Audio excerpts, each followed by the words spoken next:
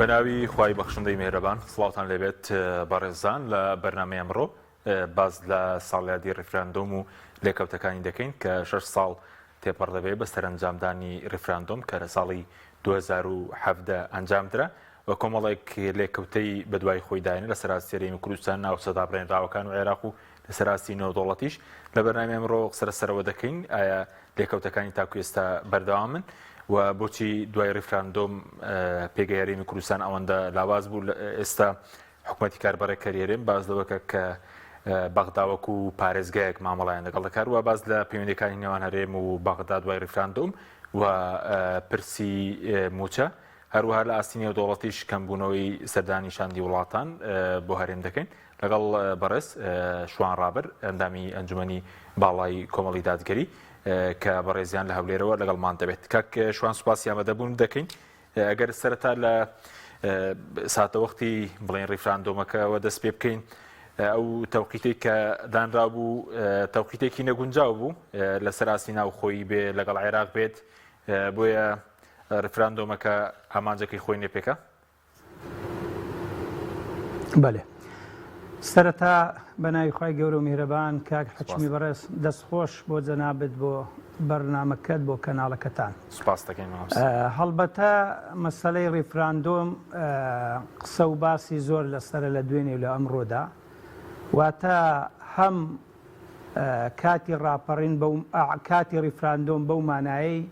پێش ئەوەی کە ڕیفراندۆمەکە ئەنجام بدرێ کۆمەڵێک کەسایەتی و ئەحزاب و سیاست مەدار و سیاستوان و ئەوانە قسە و باسییان لەسەر مەسەلەی ڕیفراندۆم دەکرد جا هەندێکیان بە ئیجابی هەندێکیان بە سەلبی ئەوانەی بە سەلبی قسەیان لەسەر دەکرد باسی مەخاتیر و مەترسیەکانیان دەکرد کە یەکێک لەوانە کۆمەڵی دادگەری و یا کەسایەتیەکانی کۆمەڵ بوون ئێستاش لە دوای ڕیفراندۆم لەبەر لێکەوتەکانی ئەو واقعی کە لە دوای ڕیفراندۆم تی کەوتوینە بە سەرماندا هاتووە خەڵکێک قسە و باسی زۆر لەسەر ڕیفراندۆم دەکا و ئیستیدلال و ئیشادا بە ئەقوالەکانی ڕابردووی خۆیان دەکەن بە هەر حاڵ من سەبارەت بە ڕیفراندۆم بە کورتی دەڵێم ڕیفراندۆم وەکو شتێکی بڵێن نێونەتەوەیی وەکو مافی گەلان بەڕاستی مافی گەلی کوردستانە کە ڕیفراندۆم کە بەڵام دائیمەن وەکو میکانیزم هەندێک ڕێکار هەن ئەو ڕێکارانەش ڕێکاری یاسایی و ڕێکاری یاسای نێودەوڵەتی یا یاسای وڵاتی خۆتە وەکو دەستور ئایا ڕێگە بەوە دەدەن کە لەو کاتەدا ڕیفراندۆم بکرێ یا ڕێگا نادەن ئەگەر ڕێگا بدرێ شتێکی زۆر ئاسایە و کار بە نەتیجەکەی دەکرێت ئیجابی بی یا سەلبی بی ئەگەر دستور و یاسای وڵاتیش ڕێگە بەوە نەدا بە تاکید کێشە و لێکەوتەی زۆری لێ دەکەوێتەوە بە هەر حاڵ ئەوە شتێکی مسلەمە کە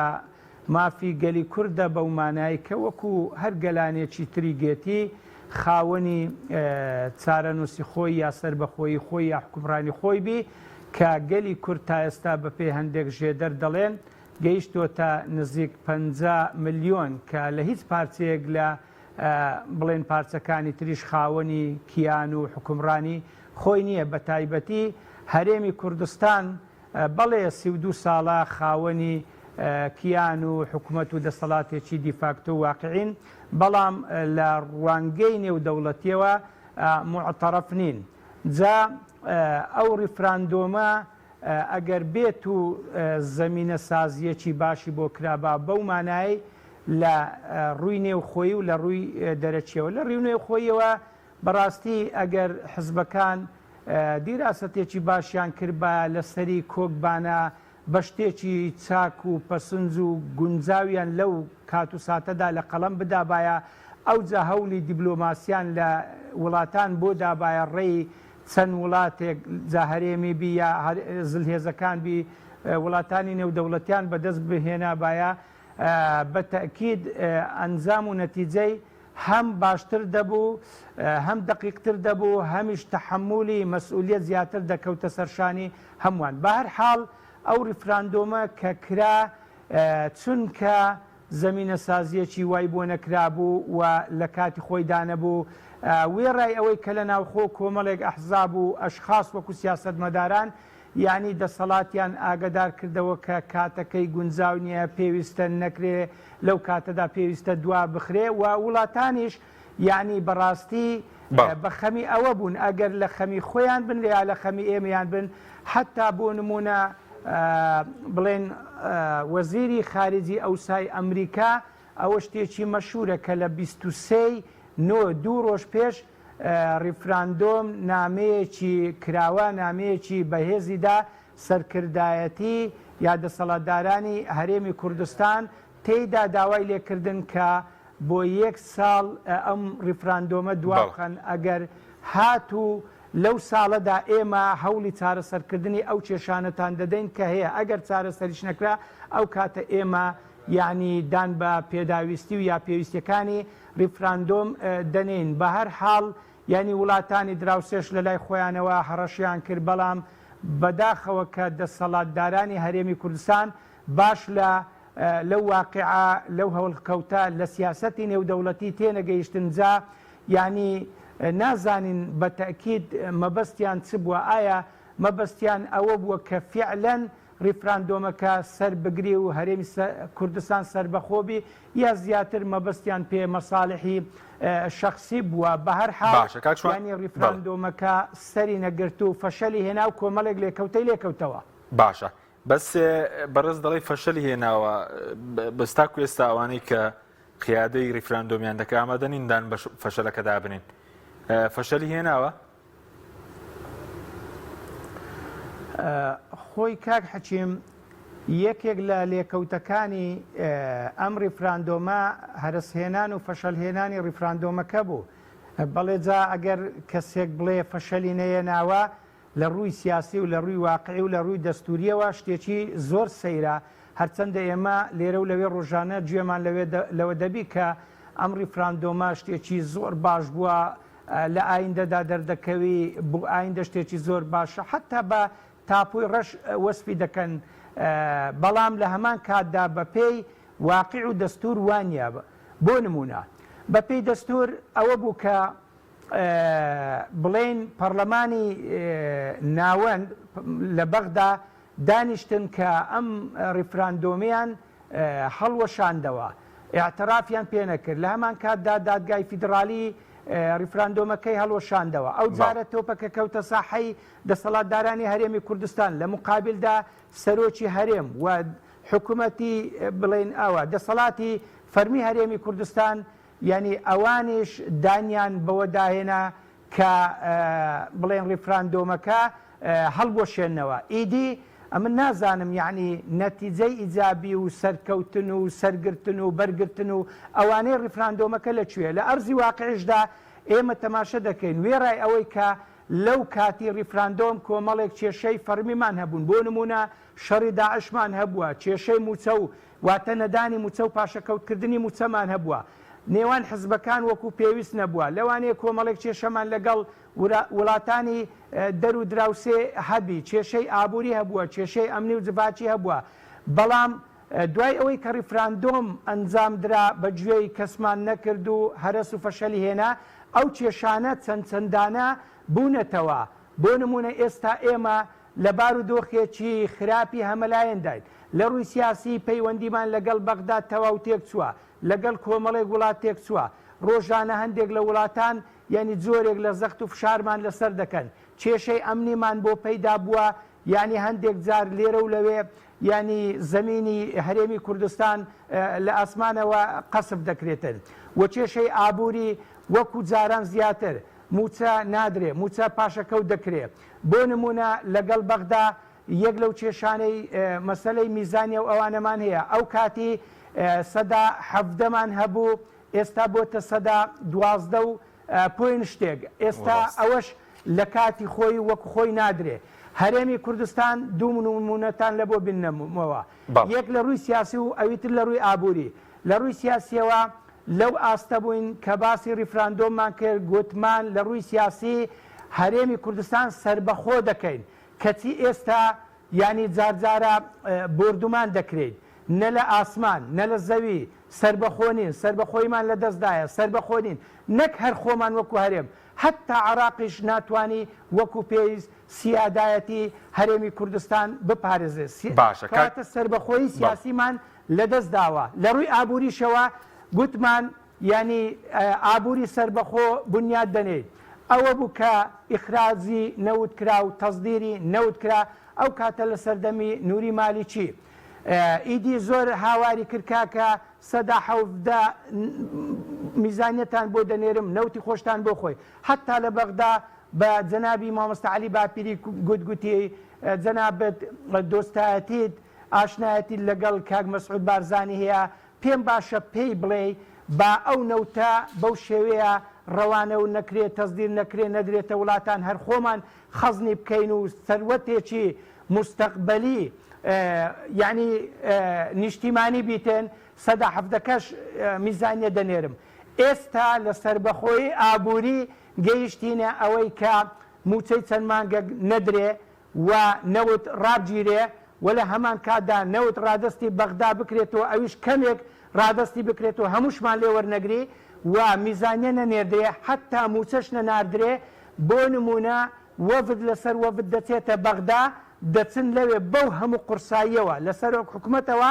حتا وەفدی مکەوەن کە لەگەڵیتی جێگریا وەزیری داراییە کە وزەڕای معنینە ینی دووسێ مانگ 700 میلیارد بە قەرز 700 میلیارد دینارمان بە قەرز دەدەنێ بەڕاستی ئەو شتێکی زۆر بە معنایە هەموو کەس دەبی تێبگا لە ڕووی هەڵکەوت و ریالیزم و واقعی ژیانەوە هەرێمی کوردستان لە هەموو ڕوێکەوە زۆر لە پاشەکشەدایە زۆر بەرەو دواوەیە بە تایبەتی لە ڕووی ئابووری هەموو ئەو کێشانش لە داهاتوودا دەبێتە مای ئەوەی کە خەڵک قبول نەکا ڕازی نەبی خۆپیشاندام کە داوا بکە کە یعنی سەر بە بەغداوەبی یا لە بەغداشتی بۆ بێ لە مقابلیشدا حیفە دەسەڵاتی هەرێمی کوردستان لەوە تێنەگا یا پێناسەی پێچەوانەی بۆ بکە بڵێ ئەو خەڵکانە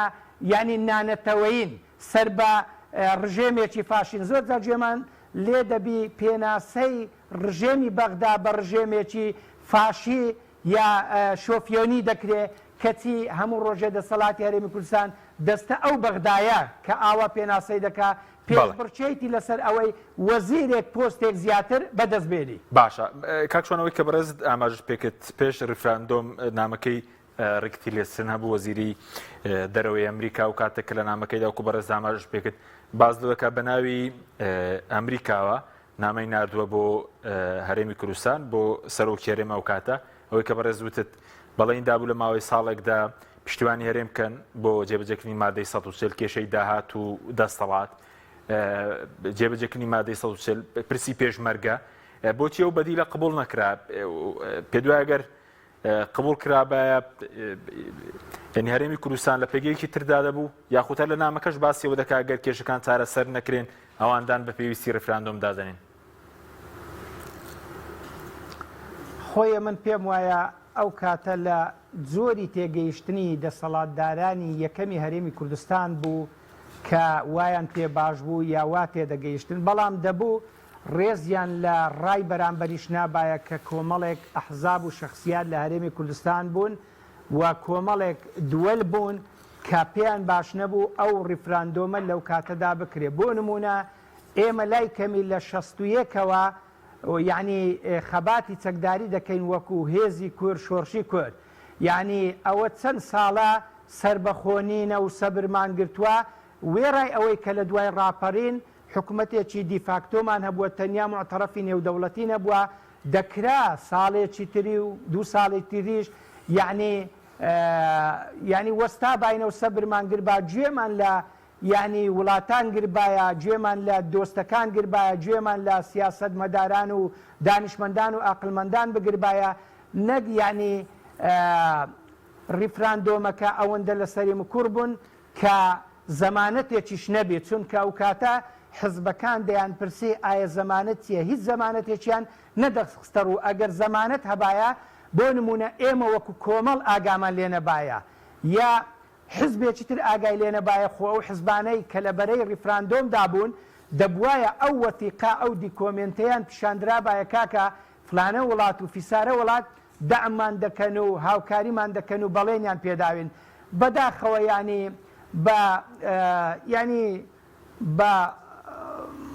بەڕایەک کراکە ڕایەکە سەری نەگرت و وەکو پێویست نەبوو لە ئەمری واقعیشدا پێ دوایە بەدیل بۆ نامەی بەڵێ نامەکەی لێرسن دەکراوەکو بەدیلێک قبول کرێ کە پشگیری ئەمریکای تێدا بوو بۆ چارەسەرکردنی کێشەکان لەگەڵ هەرێم هەتا لەوێت لە نامەکەدا لە درێژەی نامەکە باسیەوە دەکە کە دەکرێت قسە لەسەر فیدرالیەت کۆنفیدرالیەت لەگەڵ بەغدا بکرێت لە نامەکەی تیلێرسن کە چەند ڕۆژێک پێش 25 ئەیلولی 2017 ناردەبووی. خۆی کاک حەچیمی بەڕێز لە ڕووی عەقلیەتی سیاسیەوە بە هیچ شێوەیەک نەدەبا بەو شێوەیە ڕیفراندۆم کرابا بەو مانایی بەو شێوەیە کە گوێمان لەو هەموو وڵاتانە و لە حکومەتی نێوەند و لەو هەموو حزبانەی نێوخۆ نەگربایە لە ڕووی سیاسیەوە ڕێگە بەوە نادرێ بەڵکو دەبوایە دیراسەتی زیاتر بکرابایە بە تایبەتیش لە سەری هەمویانەوە ئەمریکا ینی کە کاربەدەستێکی فاکتەرێکی سەرەکیە کاریگەرە لە ئەرزی عێراق و دووەمیش یعنی ئێران و هەروە تورکیا کاریگەری زۆریان هەیە ئەو کاتە تورکیا و ئێران سەرکردە سەربازیەکانیان سەردانی یەکتریان دەکرد پەیامیان دەگۆڕیەوە نەخشەیان بۆ دوای ریفراندۆم دادەنا پەیامیان بە ئێمە ڕادەگەیان ئێمە نازانم بەسمان شتی شخصی بوو یا لە سیاسەتی نێودەوڵەتی لە هەلومەرجی هەنووکەی تێنەگەیشت بووین یعنی کە من نامەوێ ئەو بڕیارە دەمدەنا بۆ خۆم باش لەو زۆرە مامەڵانە زۆرە هەڵسو کەوت و بڕیارانە تێدەگەم بە هەر حاڵ لە واقعدا ریفراندۆمەکە شکستی هێنا و کۆمەڵێک لێکەوتەی زۆر خراپی لێ کەوتەوە کە خۆشبەختانە ئەو کاتە یەک لەوانە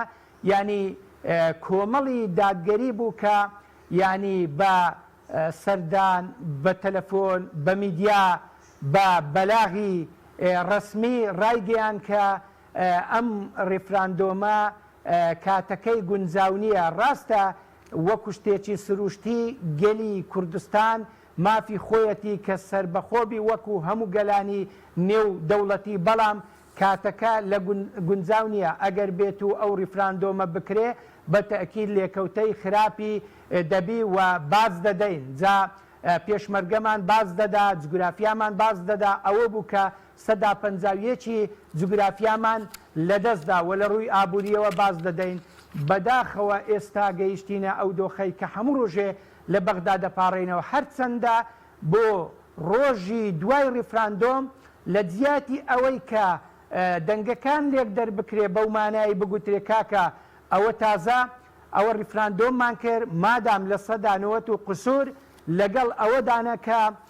کوردستان سربەخۆبی چدە قەومێ باب قەومێ بابچین جەبهەکان تەقویە بکەین مدافعە بکەین مقاومە بکەین بەرخودام بکەین دەبێت تازە بیکەینە ئەمری واقع و سربەخۆ بێن بەڵام یەکسەر پەیامی دیبلۆماسیەتیان پیشانی وڵاتان و یعنی حکوومەتی بەغدادا کە دەرگای گفتوگۆ دانەخەن و دەرگای گفتوگۆ بکەنەوە و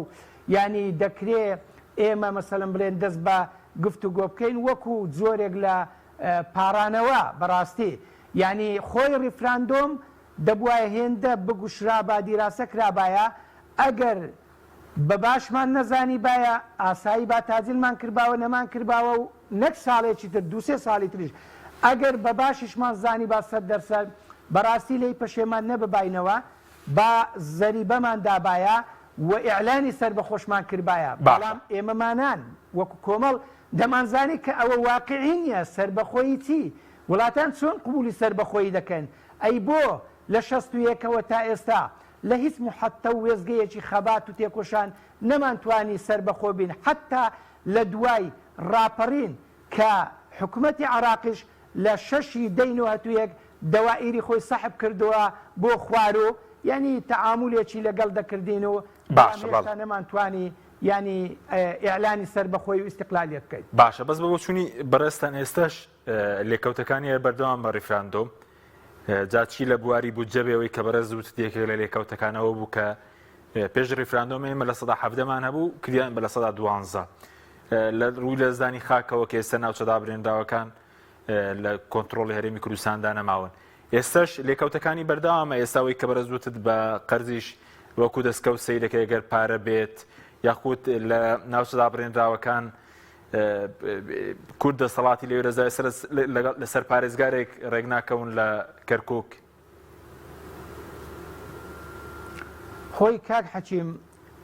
بەڕاستی هەتا ڕۆژی ریفراندۆم بارودۆخی هەرێمی کوردستان لە کۆمەڵێک ڕەوە لە ئێستا جیا بوو واتە زۆر باشتر بوو لە کۆمەڵێک ڕوەوە وەزعمان زۆر باش بوو زۆر بەهێز بووین ئەمری واقع بووین وڵاتان ڕۆژانە داتنە ئێرە و سەردانیان دەکردین ئەگەر چی بەرپرسانی هەرێمی کوردستان زۆر جار لە لێدوانەکانیان دەڵێن کاتی خۆی ئێمە کە دەچوینە وڵاتان یا لێرە مەمنون بوون مۆزەفێکی وڵاتێک ببینین بەڵام سەرۆک وەزیران داتنە هەرێمی کوردستان کەواتە ئێمە حکومەتێکی ئەمری واقع بووین بەڵام لەو ڕۆژەی کە ریفراندۆم کرا کە حسابمان بۆ ڕێی وڵاتان نەکرد و گوێمان لە سیاسەتی نێودەوڵەتی نەگرت ئیتر بە تەئکید یعنی لەو کاتەوە خلۆل بووینەوە شۆڕ بووینەوە شکستمان هێنا تێشکاین ئەو تێشکانە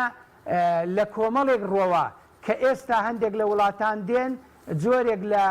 تۆڵەمان لێ دەکەنەوە ئەگەر ئەو کاتە کۆمەڵێک کێشە هەبن ئێستا کێشەکان چەند چەندانە بوونەتەوە بۆ نمونە لە ڕووی سیاسی هەر لە ئەمریکاوە بگرا بەڕاستی تا ڕادەیەک پشتی تێکردوون وەکو جاران حسابمان بۆ ناکە و وڵاتانی تر بە هەمان شێوە و وڵاتانی دراوسێ و بەغدا ڕۆژێ بۆ ڕۆژێ برغیەکانمان خیناقەکەمان لێتونتر دەکاتەوە قەزیەکە هەر لایەنی ئابووری و دارایی نییە وەکو حکوومەت یا دەسەڵات وای پێناسە دەکە کە ئێمە تەنیا کێشەی داراییمان هەیە فەرم و کێشەی ئەمنیمان هەیە ینی زۆر جار لێرە و لەوێ قەسف دەکرێت کێشەی ئەمنیمان هەیە خەڵک تیرۆر دەکرێ و دەکوژرێ کێشەی یعنی جڤاچیمان هەیە لە سۆنگەی هەموو ئەو کێشانە کۆی ئەو کێشانە کێشەی کۆمەڵایەتی زۆر بۆ کۆمەڵانی خەڵکی کوردستان دروست بووە کێشەی ئابووری ینی لە سەدا حەفدا هاتۆتە سەدا دوازدا ئەویش نایە هەموو چەش نایە و بە قەرزیشمان دەدەنێ بەڵام کەمترمان دەدەنێ و هی سێ مانگمان دەدەنێ ناڕێن هی ساڵێکتان دەدەینێ کەواتە کێشەکان زۆر زیاترن هەمووشیان زایندەی ریفراندۆمون واتە لە ریفراندۆم لەدایک بووینە پێش ریفراندۆم حکوومەتی بەغدا دەچەقی تووشی قەیران دەبوو دروست نەدەبوو داهاتنە هەولێر لە پایتەختی هەرێمی کوردستان یعنی قسەی لێ دەکرا و حکوومەتەکە پێکدات وڵاتان ڕێی هەرێمیان بەهاند هەڵدەگرت بەڵام لە دوای ریفراندۆم دەبێ ئیعتراف بکەین کە ینی ئەو کاتێک کە ئەو بڕیارەماندا ئەو کاتێک کە ئەو پرۆسەیەمان ئەنجامدا لەو کاتەوە عملیەی دووسەرە و پێچەوانە عملیەی ینی ئینتیقام و تۆڵە لەسەرنەوە عملیەی تەعاملی سەلبی لەگەڵ هەرێمی کوردستان دەستی پێکردووە ئێستاش حکوومەت و خەڵک گیری پێوە خواردووە بەڵام بە دەرەجە یەک خەڵکەکە باز دەدا لەبەر ئەوەی دەسەڵاتدارانی هەرێم هێندەیان داکردووە لەسەر حسابی خەڵک و لەسەر حسابی حکوومەت و دەسەڵات یعنی بەڕاستی ئەگەر لێشیان قەومێ تووشی زک هەڵکوشین و تووشی برسێتی نابن ئەوە خەڵکە زەری بەدەدا ئەگەر یەکمان موچەنێ تەسیری لە هەیکەل و پەیکەری شیرازەی ناوماڵ منداڵی دەکا ئەوە نازانی چۆن دا و دەرمان پەیدا بکە نازانی چۆن دکتۆر کا چۆن بخوێنی چۆن مناڵەکانی بکە بەڵام مناڵەکانی ئەوان و ژیانی ئەوان لە هایلای بدەژی زۆر تاکەمەدە باس بینە سەر پرسی موچە ئەوەی کە بەغداد بڕیاریداوە بە قەرز تاکو ئێستا لەو 700 میلیارە 500 میلیارد گەیشتووە داهاتی ناو خۆی چەند مانگێکەیە فرۆشینەوە تێ بە تەنکەر هاوکاری و پەیمانان هەیە سەرنجی بەڕێز چی بوو لەوەی کە لیستی موچێ ڕاگەێنرا بوو بە 15 ڕۆژدا بەش دەکرێت دوای چەند مانگێک لە دواکەوتن جۆرێک لە شەڕی دەرونی نییە لەگەڵ موچە خۆران لە کاتێکا داهات هەبێت و دەکرێت لە ماوەی چەند ڕۆژێک دابش بکرێت بەڵام بە 15 ڕۆژ بە 14 ڕۆژ بدرێت بە موچە خۆر خۆی کاک حەکیم ئەوە بابێکی داراییە من پێم وایە وە خەڵکێکیش کە ئابووری ناسا پێی وایە هەرێمی کوردستان لە ئێستادا دەتوانی موچەی خەڵک بدا بەڵام موچەی خەڵک نادا بۆ موچەی خەڵک نادا لەبەر دووسێ سەبەب سەبەب ئەوەیە کە بەغدای پێتاوانبارکە کە بەغدا موچەی نادا دوو سیاسەتی تەجویع و برسیکردنیان سیاسەتێکی هەمیشەیە لە ڕابردوو پەیڕەویان کردووە دەیانەوێ خەڵک خۆشگوزەران نەبی خەڵک تێر و تەژی نەبی خەڵک دایمەن برسیبی بۆ ئەوەی هەواداریان بی بۆ ئەوەی گوێ لە مستیان بی بۆ ئەوەی بە دوایان کەوێ و ناچاریان بێ ئەوەی تریش بۆ ئەوەیە ینی بۆ خۆیان دای بکەن و بیخۆن چونکە پرۆژەی ئەوان چی ئیسیفادەی لێ دەکەن ئەگەر خەڵک نەکوشن و یعنی خەڵک دانەچۆڕێن و لە خەڵکی بەرنەدەنەوە و نەیخۆن کەواتە ئەوان هیچ قازانجیان نەکردووە ئەوە 32 ساڵە لەسەر حسابی خەڵک بوونە ینی ملیاردێر ئیدی ئەوە لە ڕوێکەوە لە ڕوێکی ترەوە کە دەڵێم دەتوانن موچە بدەن بە چ بەڵگەیەک بەو بەڵگەی یەک هەرێمی کوردستان ئیعلانی کرد لەسەر خۆی کردە ماڵ کە داهاتی ناوخۆیی 320 ملیار دینارە ئەوە ینی گوژمەیە کە مەبلەغێکی زۆرە لە چاو پارێزگاکانی بەغدا بۆ دەڵێم لەسەر خۆی کردە ماڵ لە داهاتوودا بەغدا بەو سەرچاوەیە مامەڵەمان لەگەڵدا دەکا ئەو هەموو زەرائی بەمان لە خەڵکی فەقیر و هەژار و ندار ستاندووە دەبێ بەغدا لێمان بسەرێتەوە بیدەینەوە بە بەغدا ئەوە یەک 320 ملیار لەلایەکی دی بۆ خۆیان دەڵێن 240 تقریبا تا 240 ملیاریش لە ینی داهاتی نەوتی بە قاچاق بردن کاکە خۆ مامەڵەی نەوت فرۆشتنی نەوت ڕانەوەستاوە بۆ خۆیان یەکتریان ئیتیهام دەکرد لە کاتی شەڕکردن لەگەڵ داعش کە ئەوە کوفر بوو ئەگەر مواتینێک خیانەتێکی ئاوا بکا بە خیانەتی نەتەوەیان لە قەڵم دەدا و دەبووە دادگا کرابا و سزای بەسەردادرابا ئەو کاتی بازرگانی نەوتیان لەگەڵ داعش دەکرد خۆیان یەکتر ئیتیهام دەکەن حزبەکان ئێ باشە لە ئێستادا لە حاڵەتێکی شوێنەی و ئەسپایی ینی بەتانکەر نەوت لە هەردوو لا دەڕواتە هەردوو وڵاتان مامەڵە و بازرگانی پێوە دەکرێت کەواتە کێشەی داهاتمان نییە ئێستا دەڕائیبی زۆر و هەروە باجی زۆر و 25 میلیۆن دۆلار لە هاوپەیمانان وەردەگیرێ ئەوە پارەیەکی هائیل و کەمە هەرچەندە وڵاتان هەڕەشە دەکەن دەڵێن ئەگەر هێزی پێشمەرگە یەک نەخەنەوە بە نیشتیمانی نەکەن لێتان قەتع دەکەین ئیدی بە تەکید لە خەزێنەشدا هەیە دەتوانن موچەی خەڵک بدەن بەڵام نایەنەوێ ئەو موچێ بدەن بەڵێ ئێوە لە ڕاگەیەنراوی خۆشتان باستان لەوە کردبوو لە هەرێم کێشەی داهاتنیە کێشەی دزی هەیە ئەگەر دزی نەبێت و دەستێکی پاکە بێت دەتوانرێت لەگەڵەوەی بەغدا و ئەو داهاتی چەند مانگێک بەباشی موچە بدرێ و موچە نەفۆتێت بێگومان ئێمە وەکو کۆمەڵ لە دوا کۆبوونەوەی ئەنجومەنی باڵا بەلاغێکمان ڕاگەیان لەو بەلاغا گوتمان کێشەی هەرێم کێشەی بێ پارە و پولی نییە واتە هەرێم دەتوانی بیدا بە تایبەتیش بە ئیسیفادەکردن لەو قەرزەی لە بەغدادێ و ئەو سەرچاوانەی کە من گوتم بەڵام کێشە ئەوەیە کە ئەو پارەیە دەستکاری پێدەکرێ و یاری پێدەکرێ وەکو پێویستە وەکو یاساییە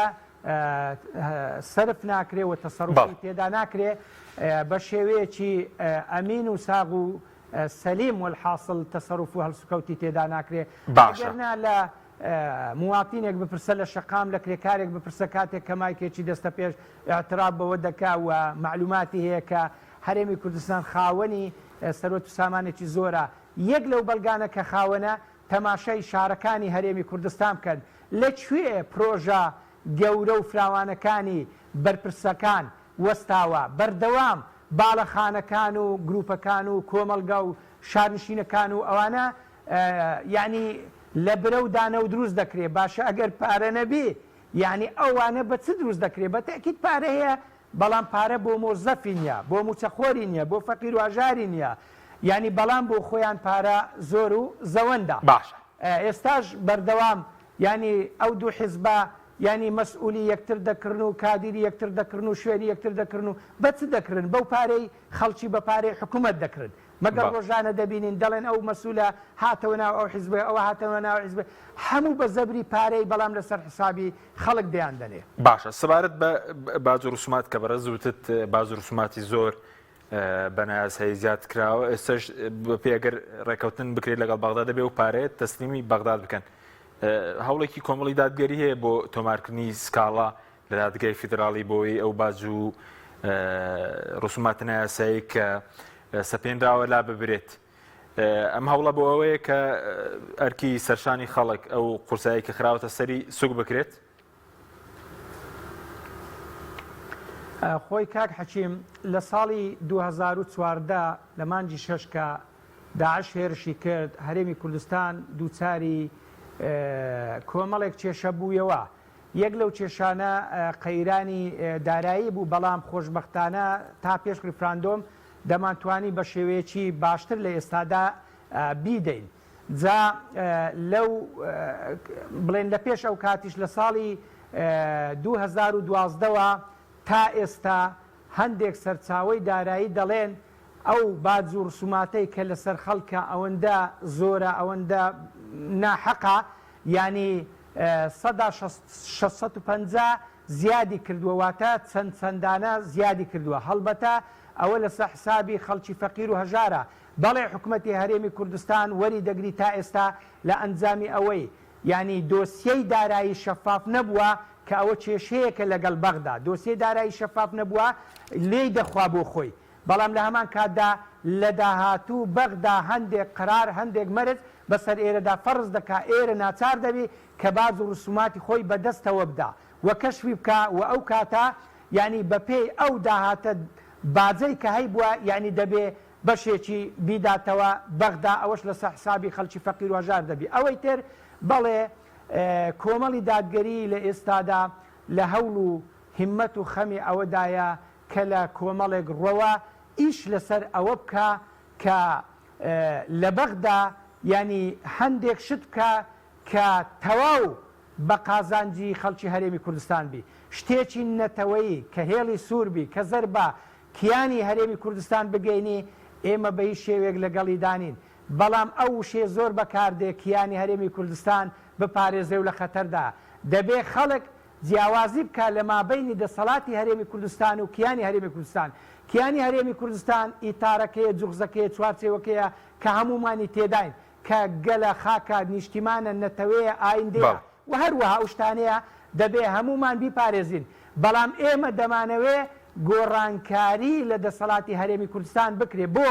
چونکە ئەو دەسەڵاتی کە ئێستا ئیدارەی هەرێم دەکا بە خراپ ئیدارەی هەرێم دەکا، شایەن نییە، لە جێی خۆی نییە، وەکو پێویست نییە. خەڵکی قات و قورت کردووە، خەڵکی هەژار و نەدار کردووە، خەڵکی برسی کردووە لەبەر ئەوەی فەرق و جیاوازی و نەعەدالەتی و نادادگەری زۆرە. جا یەکێک لەو پرسانە ئێمە لە داهاتوو ئیش لەسەر ئەو مەسەلەیە دەکەین بە پشتیوانی خوای گەورە ئینشاڵڵا بە باشیش دەشتێتەوە. ئەگەرنە هەر شتێک دژی کیانی هەرێمی کوردستان بی، با لەلایەن بەغداوە بی، لەلایەن وڵاتێکی تربی، ئێمە پێچەوانەی ئەوەی دژی باشە. بەڵێ زۆر چاکە. سەبارەت بە هەڵبژاردننی داهاتوو لە دووارەگەڕاوی خۆشتان وەلا کۆبوونەوەی چەند ڕۆژی ئەنجومەنی سەرکردایەتی کۆمەڵی دادگەریش تەکیتان لەسەرەوە کردوتەوە کە یەکلی سیاوبەش لە ئۆپۆزیسیۆن لە خەڵکی ناڕازی پێک بهێنرێت. ئەمە بۆ چییە؟ بۆی کە لە هەڵبژاردننی داهاتوو دەتوانرێت بەمە گۆڕانکاریەکی گەورە دروست بکرێت کە ئێستا نامەشتان بە فەرمی ناردووە بۆ خەڵکی ناڕازی بۆ ئۆپۆزیسیۆن. خۆی کاک حەکیم لە سۆنگەی ئەوەوە کە لە هەرێمی کوردستان دەسەڵاتێکەیە بە شێوەیەکی خراپ، ینی ئەو حکوومەتە بەڕێوە دەبا کە لە داهاتووشدا هەڵبژاردن دەکرێت. هەڵبژاردن میکانیزمێکە ئامرازێکی سەلمی و یاسایی و دەستوریە بۆ گرتنە دەستی دەسەڵات و هاتنە سەر حکم و بۆ گۆڕانکاری ئەنجامدان. جا ئێمە وەکو کۆمەڵی دادگەری بەڕاستی لە ئێستاوە ئامادە باشی باش بۆ هەڵبژاردن دەکەین، نەخشە ڕێگامان داناوە، کۆمەڵێک کار و چالاکی ئەنجام دەدەین، کۆمەڵێک میکانیزم دەگرینە بەر. یەکێک لەو شێواز و میکانیزمانەی کارکردن و چوونە نێو هەڵبژاردن ئەوەیە کە بە لیستێکی هاوپەیمانی دەنگە ناڕازیەکان پێک بێنین لەو حزبانەی کە معارەزن، لەو حزبانەی کە ناڕازین، لەو منەزەمات و موەسسەسات و شەخسیاتانەی کە ناڕازین. هەموو کەس دەبی لەوە تێبگا کە ئێستا خەڵکێکی زۆر یا زۆربەی خەڵکی لە هەرێمی کوردستان لە دەسەڵات ناڕازیە، مەگەر کەسێک تێنەگا، مەگەر کەسێک تەواو لە دەسەڵات بترسێ یا بتۆقی یا تەواو مەسلحەتی لەگەر دەسەڵات هەبی. دەنا ئێمەش بەشێکین لەو خەڵکە ڕۆژانە خەڵک دەبینین. وەڵاهی ئێستا لە چاو جاران زۆر جیایە لە مەجالیسان جاران هەندێک کەس یا هەندێک حزب خەڵکەکەی نەدەوێرا باسی حزبی خۆی باسی کەم کوڕیەکان بکە. ئێستا بەڕاستی کادیری باڵا یعنی فەرماندەی عسکەری زۆر خەڵک باسی ئەو دەسەڵاتە دەکا کە خراپە کە گەندەڵە کە نادادا. کەواتە مادامە خەڵک ناڕازیە دەبێ ئێمە هەوڵی ئەوە بدەین لیستێک دروست بکرێ ببێتە بەدیلی ئەم دەسەڵاتە، ئەویش بە پاڵپشتی خەڵک بە پاڵپشتی خەڵکی ناڕازی. ئەگەر ڕاستە خەڵک ناڕازیە دەوێ ئەو دەسەڵاتە بگۆڕی چۆن بیگۆڕی؟ ئێمە ڕێنمایی ناکەین بە توندی توژی بیگۆڕی، با بە شێوازێکی میکانیزمێکی یاسایی و سلمی و ئاشتی بیگۆڕی کە ئەویش بریتە لە دەنگدان. لە دەنگدان ینی بە نهێنی دەنگ دەدا کەس ناتوانانی محاسبەی بکە مراقبەی بکە. بە هەر حاڵ ئەگەر ئەوە بکەین دەبیت لەی لە خۆمان بکەین ئەوە ئەضعف الئیمانە. ئەگەر نا ینی خەڵک زۆر لە دەسەڵات ناڕازیە بە ئازابن بێن ئەو دەسەڵاتە بگۆڕن. ئەم ڕێیەش خراپە کە خەڵکێک لە هاوڵاتیان هەیەی دەڵێن هەڵبژاردن هیچ نییە نەتیجەی نییە ئەوانە دەریش نەچن واز نایەنێن یاخود تەزویر دەکرێت. ئەگەر لە حاڵەتێکدا خۆشبەختانە دەسەڵات سقوتی کردو غەیری دەسەڵات دەرچوو دەسەڵات ڕێگەی نەدا وڵاتە دراوسەکان و وڵاتانی نێودەوڵەتیش ئەو کاتە ڕای خۆیان دەبی. ئێستا دەسەڵات دەڵێن ئێمە زایندەی لەدایک بووی شەرعیەتی هەڵبژاردنین واتە بە یاسایی و بە قانونی هاتینەتە سەر حکم، بەڵام ئەو کاتە ناتوانن ئەو ئیدعا و ئەو بانگێشە بکەن شەرعیەت لەدەست دەدەن. ئەگەر چی بە هەڵبژاردنێکی مزەوەریش هاتوونەتە سەر حکم، بەڵام هەڵبژاردن تاکە ڕێگایە خیارێکە خیارێکی زۆر باشە ڕێگایکی زۆر باشە بۆ گۆڕانکاری ئەنجامدان ئەویش کە دەنگدان و هەڵبژاردنە. باشە چەند خولەکێکمان ماوە سێ خولەکێک بە کوردی سوپاس دەکەین سەبارەت بە